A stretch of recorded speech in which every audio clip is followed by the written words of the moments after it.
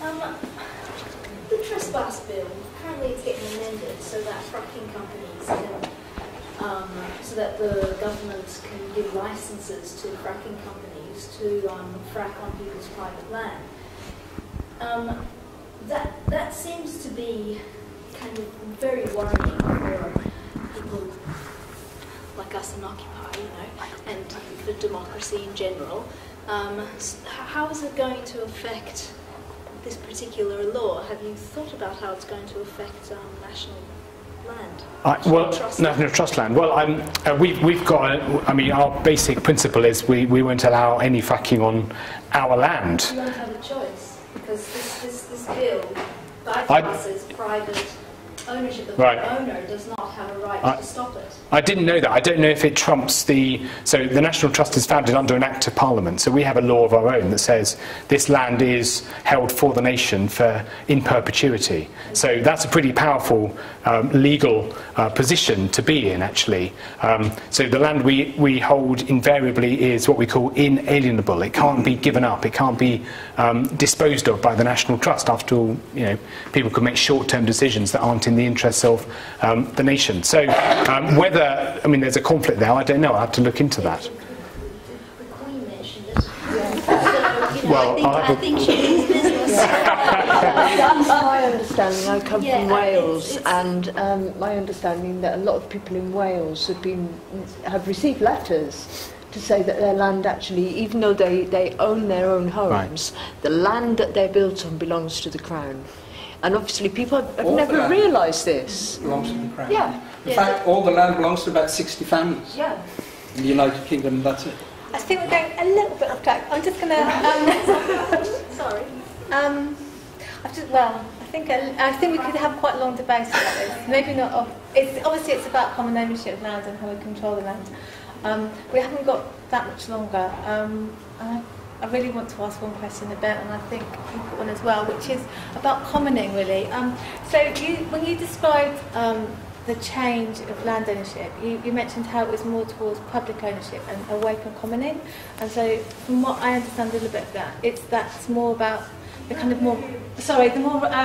moved towards public ownership, so it's more kind of like people going to visit land and more enjoying it kind of in a romantic way, whereas before it was more about people using it in a collaborative way and farming and things like that. And there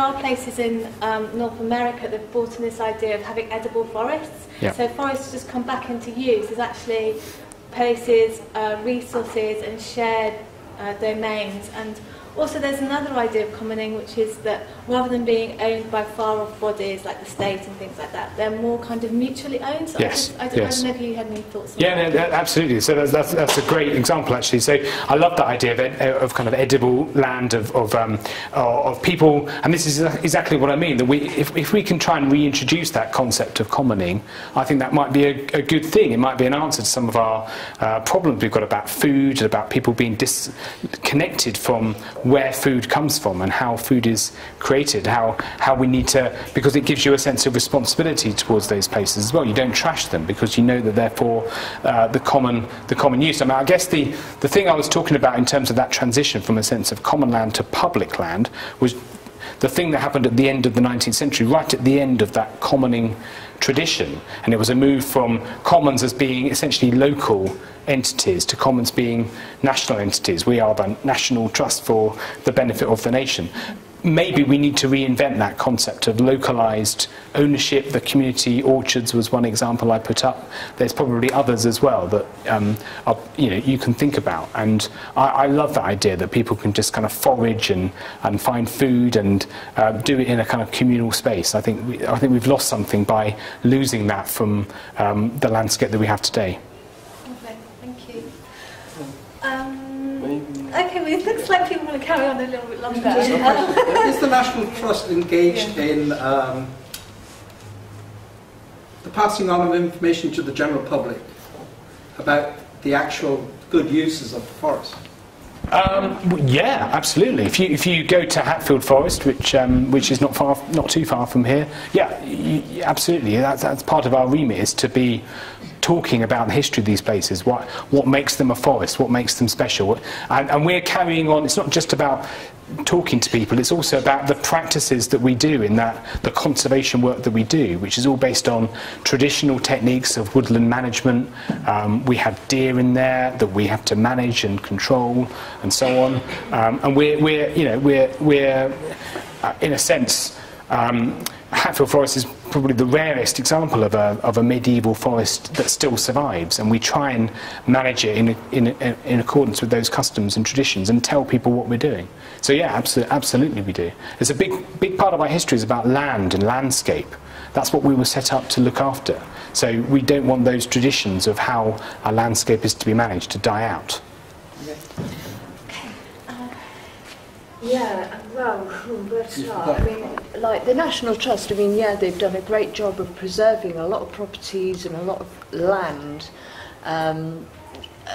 arguably for our heritage, but it is seen as being sort of quite a conservative with a small c organisation, and it's not, you know, National Trust property isn't accessible to everyone depending on your kind of socio-economic status, and the kind of notion of commoning is quite a sort of an anarchist kind of position. You know, commoning, it kind of invokes kind of ideas of sort of communal living, communism.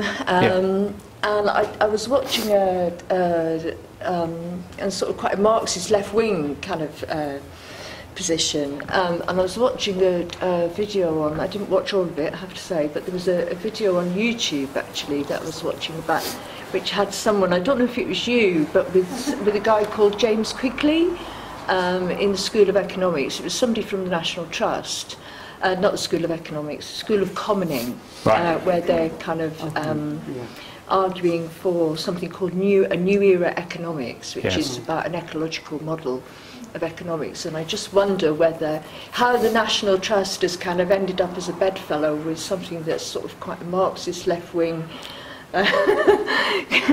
organisation, how your kind of views have ended up kind of chiming with theirs, whether that's a concessionary position. Well, I suppose what I was trying to say was actually, in a sense, the opposite of what you're saying. So commoning is the opposite of anarchy, because commoning is all about self-regulation of place, of land.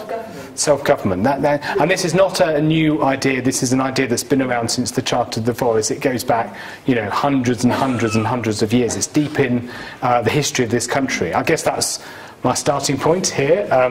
The National Trust is, you know, I need hardly say it's apolitical. We're not coming from any particular political end of the political spectrum. In the past, we've been associated with people on the right wing, but we've also been associated with people on the left wing. George Lansbury, the firebrand Marxist Labour minister of the 1920s and 30s, Labour Party leader, self-confessed Marxist, was vice president of the National Trust in the 1930s. So, you know, we've had people from all sides of the political spectrum involved in the National Trust. I guess I'm interested in excavating that sense of where we came from, and where we came from was the protection of common land. I suppose that's my question. Where are you going? Is kind of my question, I guess. Yeah. Well, I think where we're going is recognising that questions of land and landscape are really of the day. These are the most pressing concerns for an organisation like ours. The fact that we've lost so many species of wildlife, that you know, the countryside has been trashed by intensive agriculture for the last 70 years. And what are we going to do about it? And we own a fair chunk of land now, having been around for 120 years, and we want to do better at managing that land and encouraging others to manage it in ways that are sensitive to the environment, but also meet the needs of people, because that's the growing sense of crisis, that people are being disconnected from their landscape. That's where we began, and I think that's where we should be going. I'm interested in knowing what is the legal status of the Charter of the Forest today, or whether it's just up for grabs with sort of arguments from clever lawyers. what the scope is, possibly along the lines of it, for extending it and, say, ending the sort of privatisation of public space like Canary Wharf for the Embankment or London Squares and so on, whether that might be... Well, it's a nice idea. I don't think the Charter of the Forest has any legal standing today. I mean, I think its clauses have long been abandoned, and so it has no legal force. I think, so the thing I was trying to say was that the idea of the Charter of the Forest lives on, and the idea that you can bound people into a collective, you know, there are constraints to which we take from the resources that we are merely the temporary guardians of. This isn't our land, that we're just holding it for future generations. An idea that is deep in the psyche of the National Trust. So unfortunately, it has no legal standing whatsoever. I mean, the forest laws were completely transformed in the 18th century by a sequence of the Black Acts, very harsh rules in forest areas that were, that really had effect, actually. Lots of people lost their lives, were imprisoned.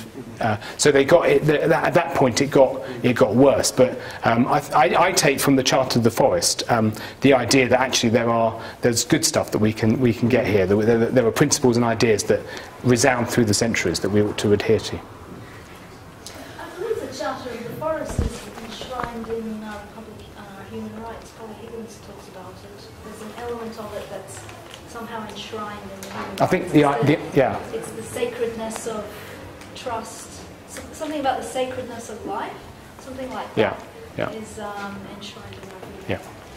Okay, I'm going to move on to if you haven't asked a question yet. So Pete. Thanks. I'm curious to just get a little bit more elaboration on what David was saying.